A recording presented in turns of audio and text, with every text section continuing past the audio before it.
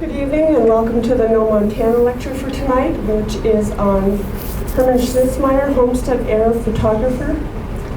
This event will be videotaped by Missoula Community Access Television as part of its Media Assistance Grants Program to nonprofit organizations.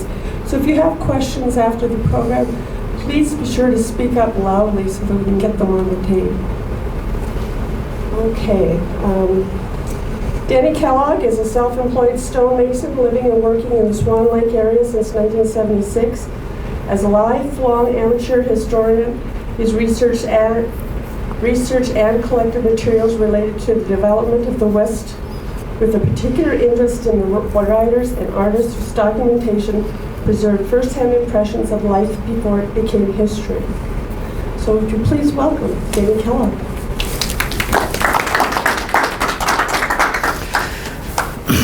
Thank you, Paulette. Thanks everybody for showing up. Is this working? Can you hear me fine? Okay. Well, I'm going to click through this pretty fast because I've got a lot of photos. I don't want to keep you here all night. If you have a chance, you can look at some of the examples. These are all original works. These aren't reproductions of Schnitzmeyer's. To start out with is Herman Schnitzmayer moved to Montana in 1910 as part of the Homestead movement. He came from Illinois. He was born on November 1st of 1879 in Centralia, Illinois, and became interested in photography as a young man. Went to St. Louis and studied under Fitzquarin.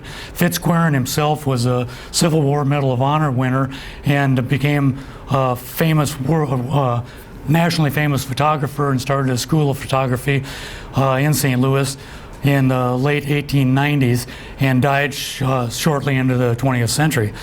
He was a perfectionist, and Schnitzmyer learned from him.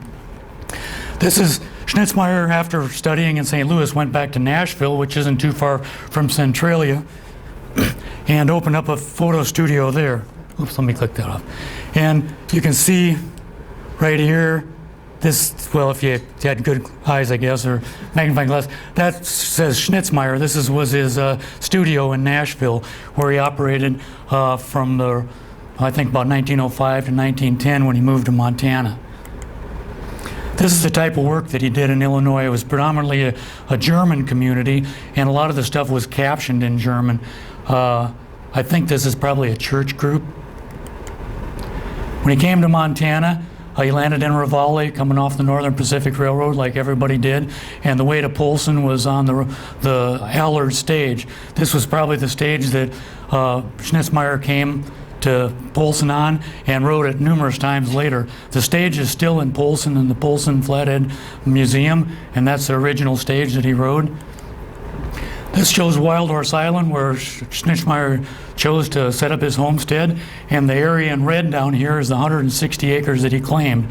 Now, none of the shore frontage was up for homestead. That was all part of a villa program sold by the government starting in 1915. So only land that wasn't on the water was sold under the Homestead Act, and that's why he didn't border, the water there. But he lived there from 1910, he proved up on his homestead in 1912 and stayed out there till 1914. This is a photo that he took from his homestead looking towards the missions. It's called Moonlight, and there's a copy of it right over here. That's an original copy. It's a little better than this one. 1912. This is a daytime shot looking to the southeast from his homestead at the mission range and across the lake. In 1911, realizing that he wasn't going to be a successful homesteader because he was more of a philosopher than a farmer, and I'm not going to go into his philosophy very much tonight, but he wrote extensive journals. He was a very intelligent man, very well educated. He named his homestead Apollo Heights, and he envisioned like a self-sustaining community that was going to grow organic vegetables and produce everything they could, selling the excess to acquire things that they couldn't produce on the community. He wrote pages and pages of manuscript on this, but it ended up being only a one-man society. It never caught on. His philosophy, though, is extensive. You could do a whole lecture on that. But he realized he wasn't much of a farmer and wasn't going to get anywhere. So in 1911, he started working for a man named Riggins, who had set up a photo shop at Dayton, which at that time was a really thriving community and was one of the larger communities in the area.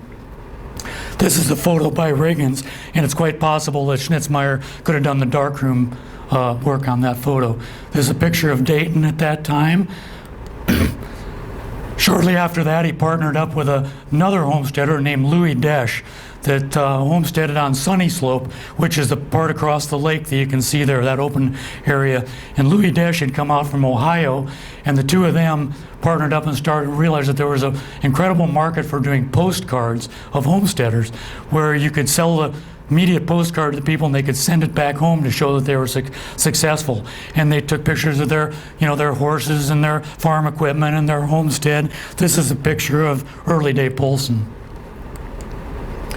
This is the first automobile stage that replaced the Allard stage in the summertime and when it wasn't too muddy.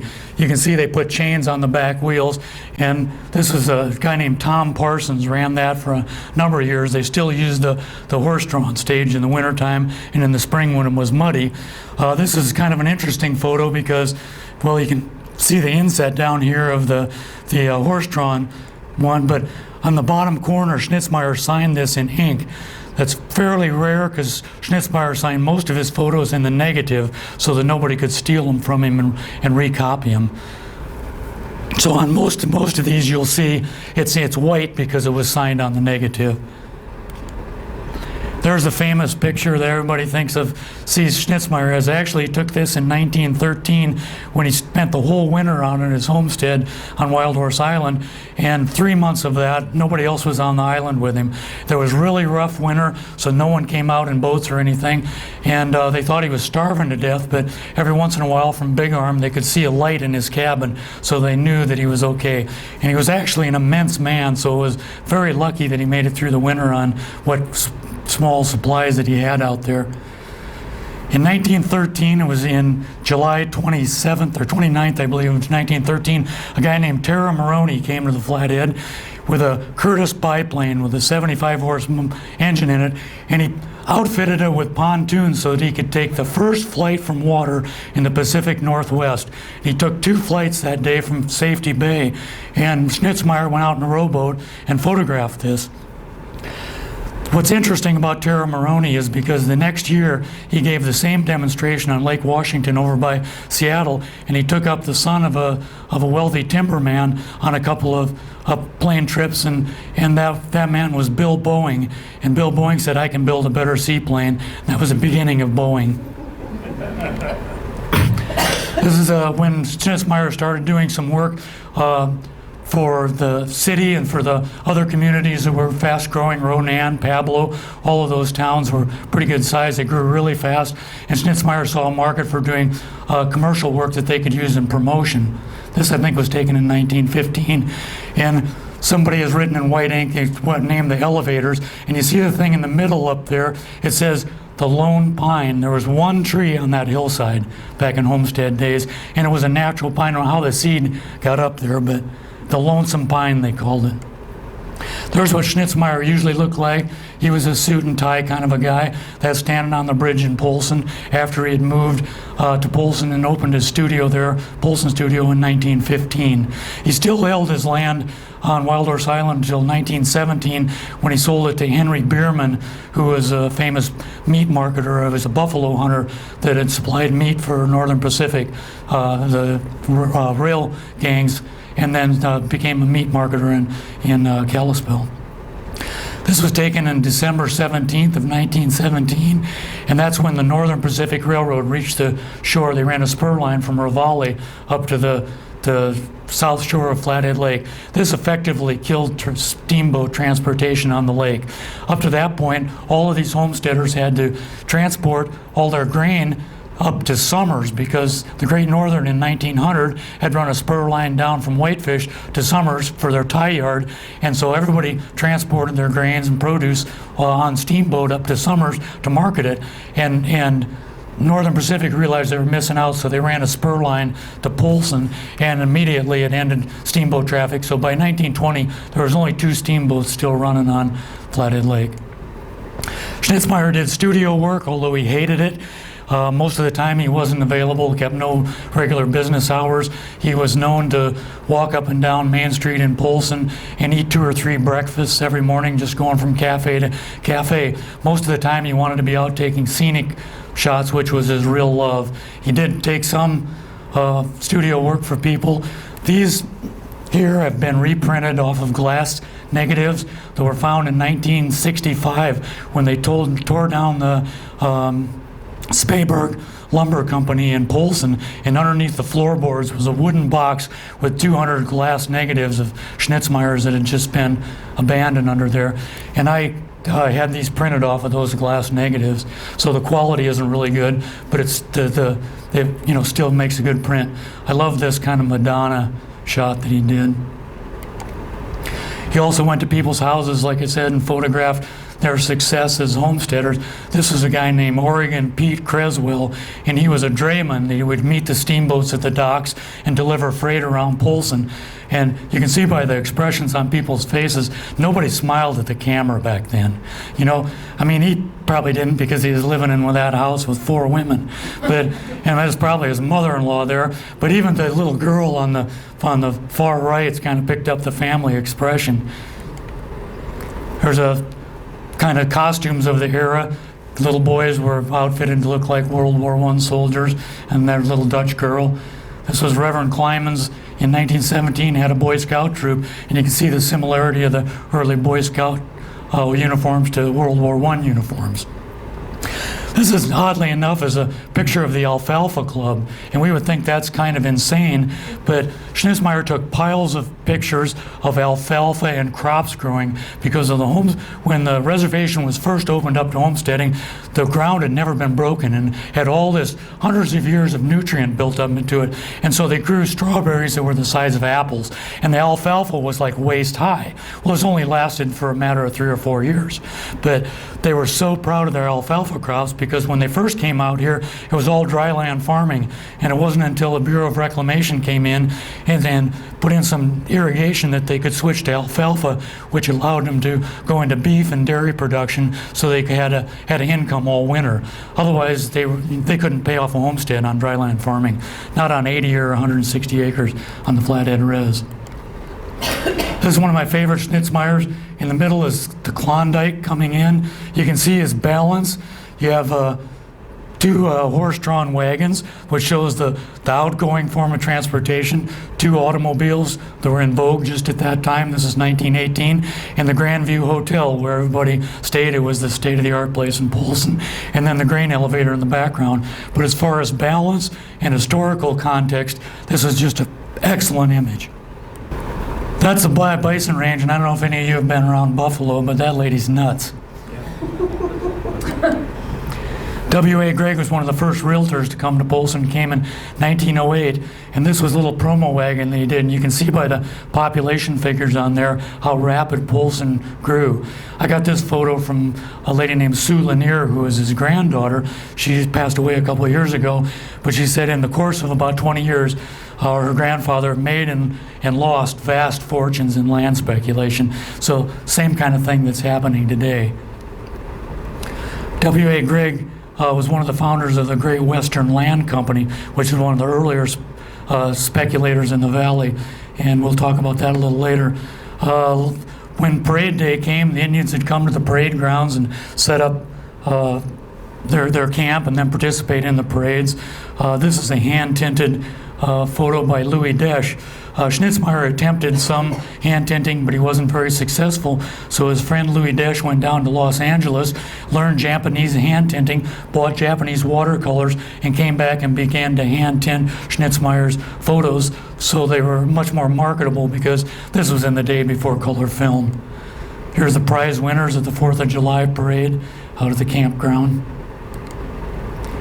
There's a bathing scene at the community recreation area on the shore there in Polson, and if you can look at it up close, you can see all the ladies are dressed in their finest, and there's a couple of boats there. The one in the middle, I think, is the Queen, and there's a big pile of firewood there that they're loading these steamers with, and it's just kind of a family outing, probably done on a Sunday. This was at the foot of Flathead Lake, and this is original David Polson homestead. At the time of this picture, it was owned by Governor Joseph Dixon. Now, Joseph Dixon was famous because as a congressman, he was the guy that opened up the reservation for settlement. He pushed through, he went in using the Dawes Act, had the Dawes Act of 1889 apply to the Flathead Reservation. He was specifically funded to run for Congress by the Missoula Mercantile because they thought if they could get these Indians off all this land and get settlers there, they would have a market that they could sell their merchandise to. He was successful in his bid for Congress. He ran through the Dawes, got the Dawes Act applied to that, and that they ran the Allotment Act through in 1904, allotting a certain amount of acreage to all the Indians, and that opened everything else up for settlement. It took from 1908 to 1910 to open it for settlement because the Department of Interior took that long to find out where they wanted the bison range, and then they surveyed that off and kept that for as government property. But apparently, after being a congressman, Dixon came back and was governor from 1921 to 1925, and obviously that was one of his rewards. He got that beautiful place. In the rear of this boat is a guy named Colonel Almond White. He was the first land speculator to come to the Flathead Valley in 1915. All these lots that I told you were villa lots that were on the water. They were 2 to 5 acres, and they were kept by the government, the Land Bureau, to sell off at where the homestead land sold for 30 cents to $7 an acre. The villa sites sold for $25 to $50 an acre, which sounds like a bargain for waterfront on Flathead Lake in today's terms, but nobody would buy it. So at the big sale in 1915, Colonel White bought most of the lots. At the end of the sale, there was 899 lots, and at the end of the sale, 400 of them didn't sell, so he bought all of those. He put 25% down and would pay for the rest of it over a period of years. His down payment amounted to $18,000, and his idea was to resell this stuff. So he would take people on tours of the lake and even Lake McDonald and even Swan Lake.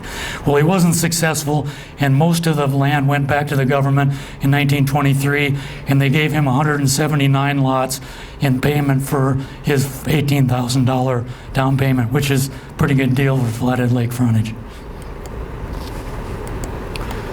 There's a Polson Cowboy Band. They were in all the parades. If you've seen old parades of Missoula, Polson Cowboy Band was there. They weren't really cowboys, they were musicians, but they had one guy that was a cowboy in the band, and that, he wasn't a musician, he was just faking to be a musician. And then they would have a shill out in the audience saying, "Hey, you guys aren't real cowboys." And the guy would put his instrument down and they'd bring out a bucking horse, and the one guy would get on it and ride it to show that they were cowboys. But he was the only cowboy in the band. This is the Great Western Land Company taking the excursion trip on the Klondike and Flathead Lake. They were formed by Washington, D.C. Corporation in 1921, and unlike the other land speculators, instead of buying the land, they bought options on the land. And within 6 months, they had tied up 40,000 acres on the Flathead Reservation. They advertised all over Europe and all over the East Coast saying these were great horse ranches, irrigated land. Well, it wasn't, it was dry land. They cut a deal with Northern Pacific to allow people to come out here at half price, meaning they would have to pay full price to get back out of here. So all these people would show up and find that the land wasn't what they were told. It ended up going bankrupt by 1923. It only lasted 2 years, and they lost over $100,000, which at that time was a considerable sum of money. This is the same group of people. I put this slide in because I gave a presentation a couple of years ago in Kalispell, and afterwards this old guy in the audience, I don't know how old he was old, and he came up to me and he said, "You see that little boy right there? That's me." And he had remembered going on that tour. This was Powell, the president of that company from Washington, D.C., and you can see he came out here and was impressed with the fishing and was kind of strutting his stuff. This was another one of the negatives that was found underneath the Spayberg Lumber Company and a print made from it. This is a promotional brochure or placard done by the Polson Chamber of Commerce that was sent to San Francisco trying to lure people from the West Coast up. And these are all Schnitzmyer photos. It's in the museum in Polson. So yeah, there's some glassine over it, so it didn't photo very well. Another promotional thing by the Great Western Land Company was to give a slogan for the valley, and they ran jam and jelly competition, and they offered $50 to someone that could come up with a slogan that they could use in their advertising. Well, a guy from Ronan came up with Garden of the Rockies, and if you've ever gone to Ronan, you'll still see they use that. It's on everything in town, and this was a little display put up of the jams and jellies from the fruit you could grow in the valley, and Schnitzmyer photographs backing it up. This is a guy in his proud alfalfa field. Like I say, that was changed the economics of the valley when they could go to irrigated land. Schnitzmyer had started working for the Northern Pacific, just freelancing a little bit, and some of his photos the people of Missoula became interested in. This brochure was done by the Missoula Chamber of Commerce, and it contains a bunch of, there's no date on it, but I think it was probably in the late 20s. They're again promoting the benefits of the area, dairy farming, the bison range, pack trips, cultural interaction, the powwow, all that kind of thing. This is a shot of Masonic Island, which is today called Melita Island, but the Masonic Temple owned it in the early days. And this doesn't show very well here, but one of Schnitzmyer's early attempts at hand tinting, and he just didn't get it down very well. So Louis Desch did this series of Chief Custata, and the three of them are here on the table.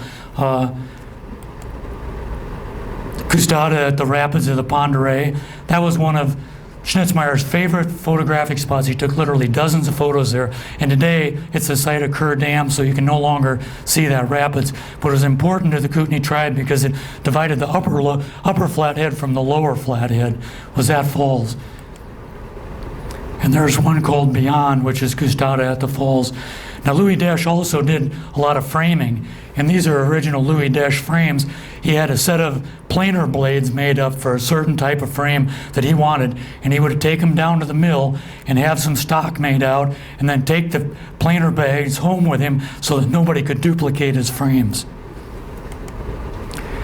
This was done in 1934 when Polson opened the municipal airport there, and you can see that they were still enamored of that Schnitzmyer photo that was taken in 1922 because they did an ink stamp of it as a cover for the opening of the airport. In 1923, the tribe moved from a reservation, chieftain form of government to tribal council. This is the first tribal council. On the far left is Chief Custata, Reverend William O'Malley from St. Ignatius, and Baptiste Matthias on this side, and they were the original tribal council. This was a Schnitzmyer photo. The book is the Senate Committee on Indian Affairs, and the piece of paper just has 3 squares on it so that the Indians that didn't speak English could understand their importance in the structure. Matthias, his totem was a coyote hide, which is a very important thing in the Kootenai tribe. And so you see the coyote hide over his arm. And if you noticed in that picture of Custata, it was an otter hide because that was his personal totem. Schnitzmyer in 1923 was hired to go on a trip with some executives of the Northern Pacific, and I'll click through this pretty fast. It started out in Arlee, came down across the Marent Trestle to Missoula, followed the Missoula line down to Idaho, and back up the Flathead. But this is the executive car, and you can see they were wined and dined by porters and in white jackets. This is at Arlee. You can see a Native American coming across to meet the train. Back then, it was just like the Great Northern in East Glacier was met by Indians looking for photo opportunities, and they could make a couple of bucks. So here's the executive kids and posing with a native and native garb. There's the Marent Trestle. It's still there north of town. Here's fishing along the Missoula. At that time, they called it the Missoula River, not the Clark's Fork. There's a trestle at Fish Creek. Part of Schnitzmyer's job was to show the infrastructure of the Pacific, photographing, trestles, tracks. Now here he had to get out of the train, climb up this hill with, at that time, was a heavy camera, not these little things like we use.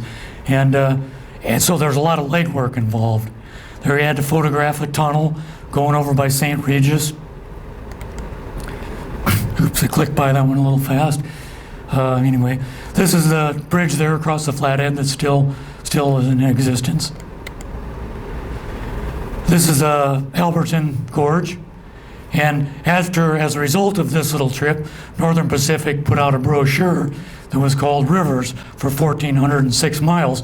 And the cover and most of the contents was Schnitzmyer's. Schnitzmyer, when he was on the road, didn't necessarily stay in luxury accommodations. This is the type of camp that he would set up if he had to wait overnight to get a good shot that he really wanted. He'd wait for the right cloud formation or whatever opportunity. He'd just camp out in the woods. This was Schnitzmyer's most famous photograph, and there's a copy of it over here, the first one on the right on the table. This is a hand-tinted copy, but this was produced in all kinds of promotional work by the Northern Pacific, by Missoula, by Glacier Park, I believe, and it's just a shot of the missions. If you see, right here is what they call the sheep's head, and with snow on it and the rocks formation, it looks like a sheep's head. See that? And down at the bottom, here's a Northern Pacific brochure. They used that photo. This is another one, but in 1926, Schnitzmyer sold a lot of his negatives and some of his equipment to a guy named Johann Rohde, who he had met as a land speculator in Polson. Rohde started realizing that Schnitzmyer hadn't copyrighted a lot of this. He erased Schnitzmyer's name and put his own name on there and started printing this stuff out. Only Rohde knew so little about it that you notice here, he reversed the negative. And you've got the sheep's head over here. And Northern Pacific, not knowing the difference, printed the thing backwards.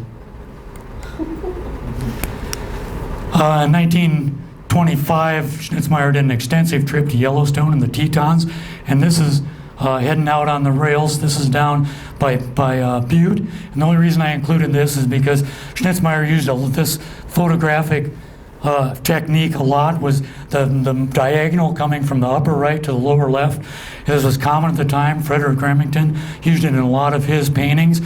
John Ford, the cinematographer, in all the old Ford westerns, if you look at those, he did the same technique where he would have the cavalry or the Indians coming in from the upper right to the lower left.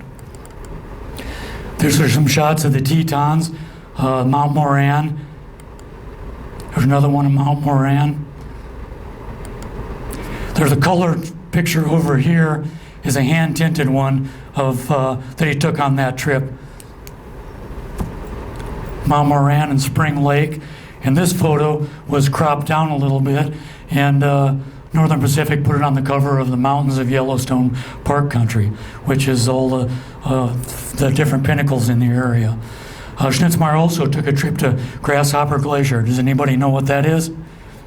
Grasshopper Glacier is in the Beartooth Absaroka Range, and they took off from Shaw's Camp. This is a shot looking back towards Cook City. Schnitzmyer loved the clouds, the sun setting in the clouds. This is Index and Pilot Peak. They were named by trappers because, unlike up here where the ranges are pretty consistent, down there the ranges run all over. And the trappers named these two peaks Pilot and Index so that wherever they would, they could juxtaposition themselves and tell on the basis of those two peaks. On the way up to, Grasshopper Glacier, you go through all this. This is at over 10,000 feet, and you go through all this alpine country that's just boulders and just very, very small scrubby growth. This is the camp they stayed at, and it's on this lake, Goose Lake, that's just immense. This is at about 10,400 feet. This is probably only about 5 miles from Granite Peak, the highest point in Montana, which I believe is 12,600 and some. So here they arrive at Grasshopper Glacier. Now why this is Grasshopper Glacier is because hundreds of years ago, there was a massive swarm of grasshoppers crossing the Beartooth Range, and a sudden summer snowstorm knocked them all out of the air, and they were entombed in this glacier. And every year, as the glacier calves off at the bottom of the glacier, grasshopper carcasses are dumped out by the boxcar load. And so Schnitzmyer went up there to photograph that. And this is the foot of the glacier. Come on. And at Schnitzmeyer's time, there was probably in the spring, the ground was literally littered with these thawing out grasshoppers. And I'm sure the grizzlies came in and ate them even though they were 100 years old. Soda Butte Creek, this is like a time lapse. You can see how he softened the water with taking a longer exposure. Some folks fishing on Soda Butte Creek. I believe this is Pelican Creek, and he loved the sunsets. Took a lot of sunset shots on Flathead Lake also.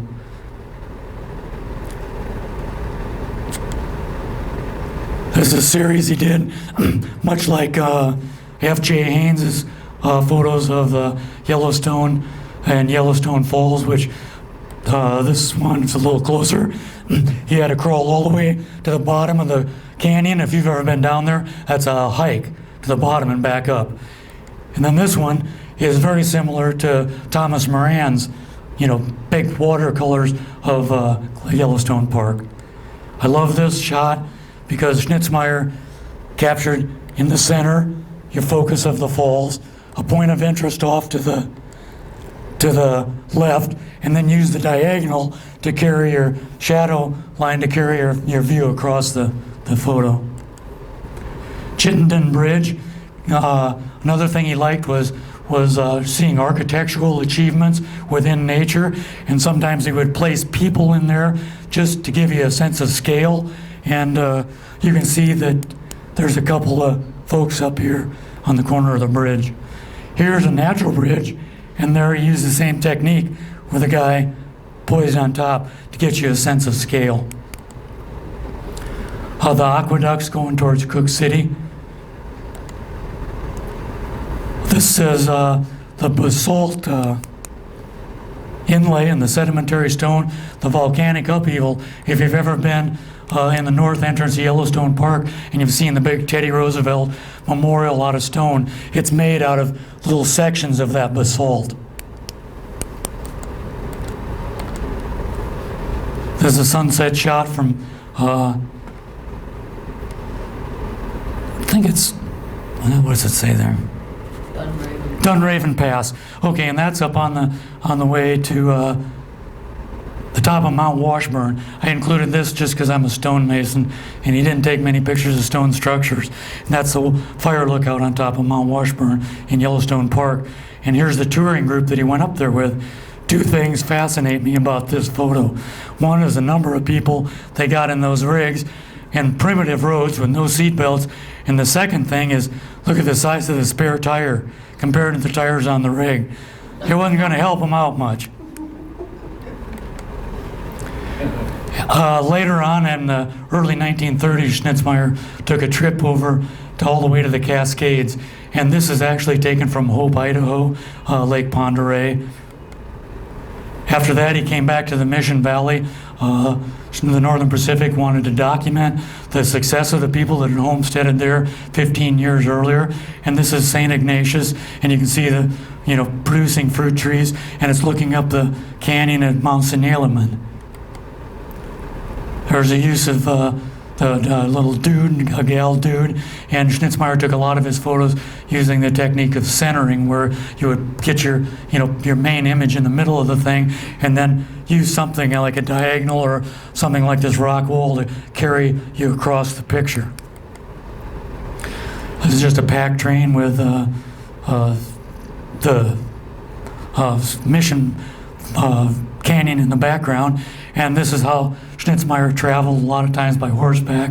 the one trip that he took later, I'll have a couple slides of, he said he traveled 1,000 miles by car, 200 miles by horseback, and countless miles by foot.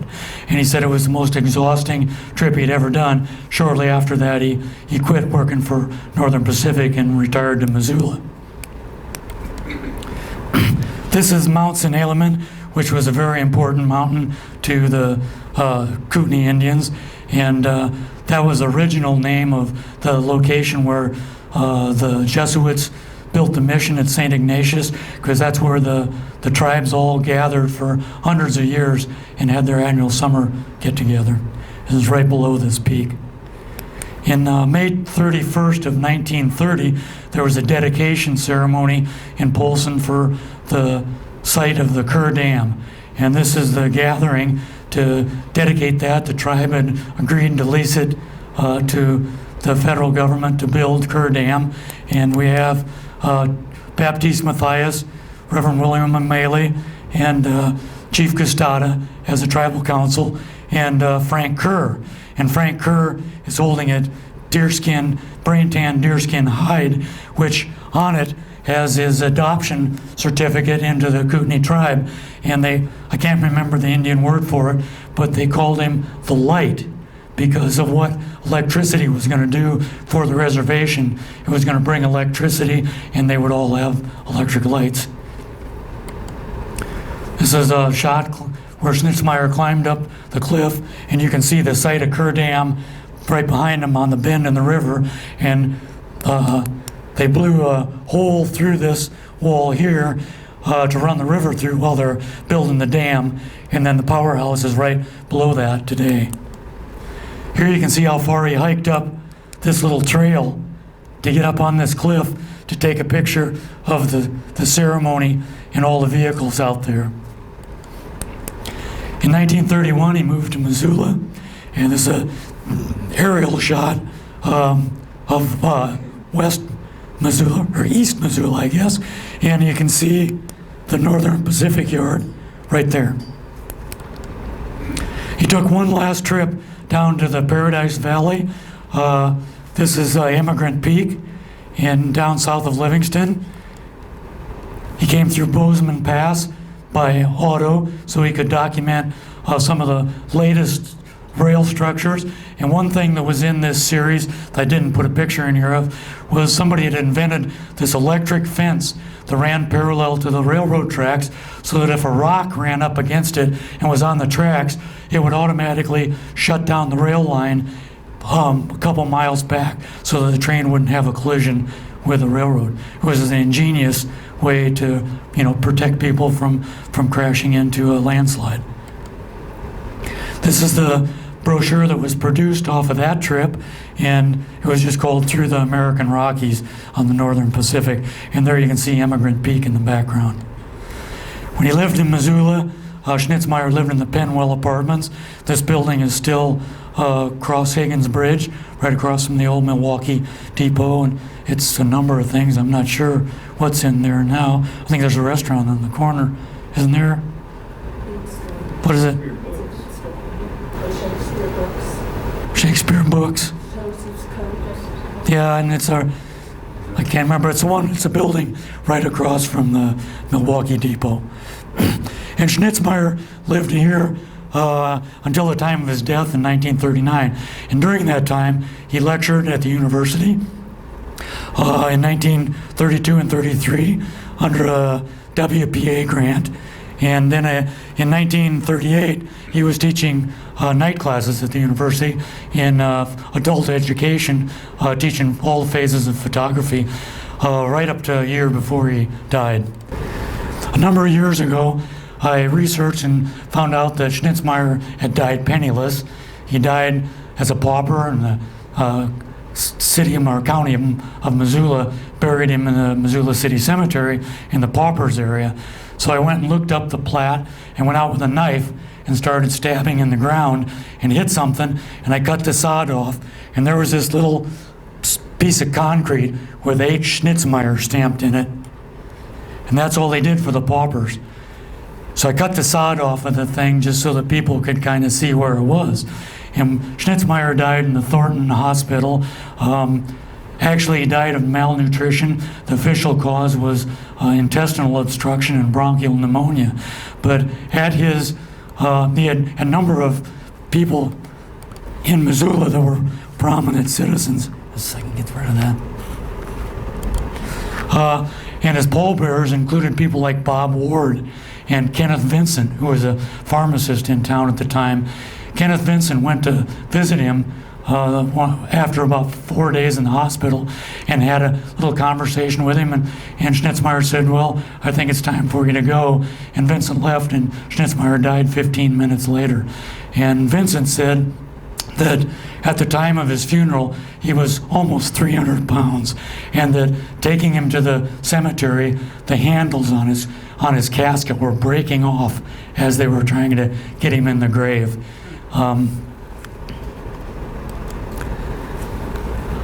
2 years ago, in conjunction with the Stories and Stones program at the Missoula Cemetery, I don't know if you've had a chance to go to that, but I think they're going to have it again on the 26th of this month, where you go out and people will be talking about different people, Missoula citizens.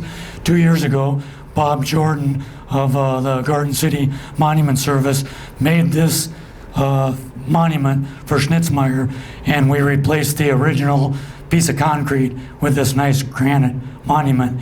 And you'll see that he engraved Schnitzmeyer's most famous photo of the missions as a background, and a little camera on a tripod. And where I got the epitaph is from a poem that Schnitzmyer wrote when he was out on Wild Horse Island in 1914. And I just want to read this to you. It was actually a prayer, because he was getting ready to leave the island, and he was thanking for his success. It says, God, give me love, that I may feel the throb of your own heart. God, give me reason, that I may have a strong, discerning mind. God, give me will, that I may execute the mandate of your love and reason. Love, reason, will, this Trinity afford me. If I have these, O God, I know that I can have thee, the source of all creation. And that was the source of this monument. So that's pretty much it. If you have any questions, just let me know if my voice holds out. Thanks. Yeah. I was always told that his home on Wild Horse was in the saddle there above Little Kiko Bay, kind of at the opposite end of the island from where you showed the plots. No, because I got this right off of the plats from what he had claimed. Anything left of his No. homestead site? No. No. I'm trying to track down a picture of it. I think it's in the Central School Museum in Kalispell. And they haven't been able to find it. I saw it a couple of years ago, and their archives are a mess, and I haven't been able to relocate it. Where's the bulk of his collection now? Is it being stored somewhere, or? At my house. Yeah. I've got about, I've never even counted them, somewhere a little over 800 original Schnitzmyers. The entire Northern Pacific collection is housed in 16 volumes like this, and they're all photos of this size. And I found these, I tracked these down. They were actually, in 1969, all of the railroads in the West were consolidated into 3 railroads. And the Northern Pacific and the Great Northern became the Burlington Northern. And all the other ones were consolidated into, there was only 3 big main railroads left. And so everybody lost kind of their offices in that. And a man named John Willard became the lobbyist for the joined railroads in the state of Montana. And he was kind of a amateur historian himself, and he lived in Helena at the time, so he could lobby the legislature on behalf of the railroads. And a friend of his, they were cleaning out the Northern Pacific office there because they were no longer there. A friend of his was going through a dumpster back of the office and found these 19 or 16 volumes of this in the dumpster and gave them to John, said, would you be interested in these? And John said, yeah, he would be. And I don't know how many years ago it was. A number of years ago, I tracked this down and found John in a rest home. He was in his 90s in Billings and not very coherent, but I got him out and talked to him about, you know, this stuff, and some of it started coming back to me, and all of these volumes were in a cardboard box in his basement, and I bought them from his son. So there's the whole Northern Pacific collection almost intact. There's a few photos missing out of there, but you know, it was something that if that one guy hadn't looked at that dumpster, would have been gone forever. And it was through this that I could document a lot of these brochures, because Schnitzmyer wasn't specifically credited with the photos in those brochures. But by finding them in this collection, I can go through the brochures and say, this is a Schnitzmyer. So. How did you get involved in this? How did it start out? First through his philosophy, and then there's a guy named Paul Fugelberg that worked for the Lake County Leader, and he used to write a column in the Lake County Leader, and he would do little, you know, things about different things, and guys around the homestead who was really interested in history, and he wrote one on Schnitzmyer, and then he wrote this little pamphlet right there that you've got.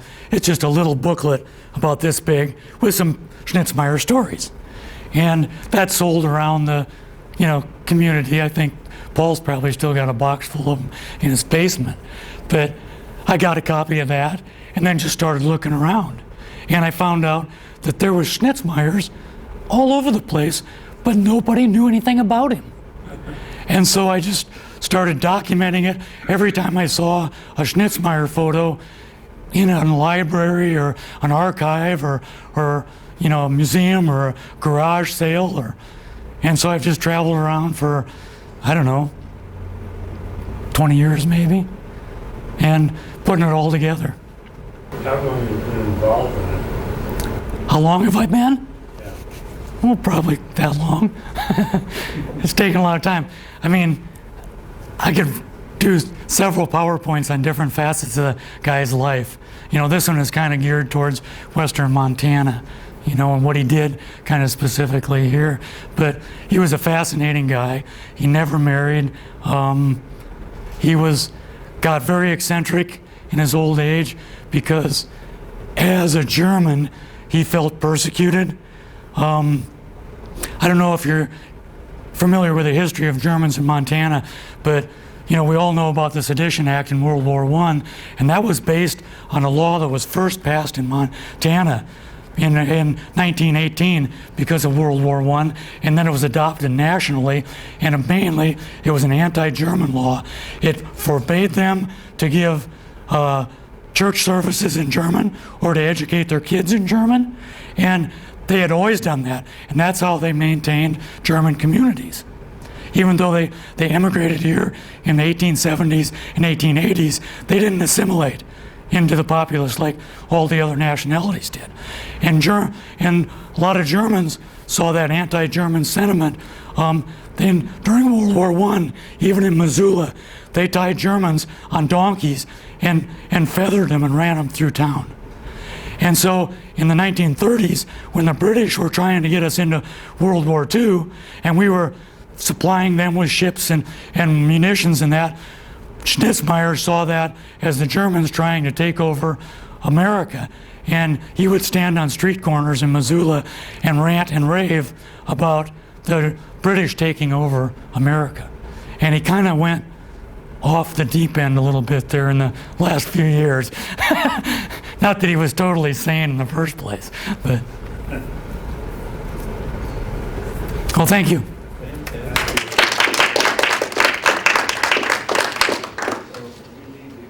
Okay, I I have scheduled this room on January 14th, 21st, and 28th, and February 4th for another set of No Montana lectures. One will be on railroads, but the others I don't know yet. If you have any suggestions, I'd be very happy to take them. So thank you for joining us for this set of No Montana lectures, and we'll see you in January.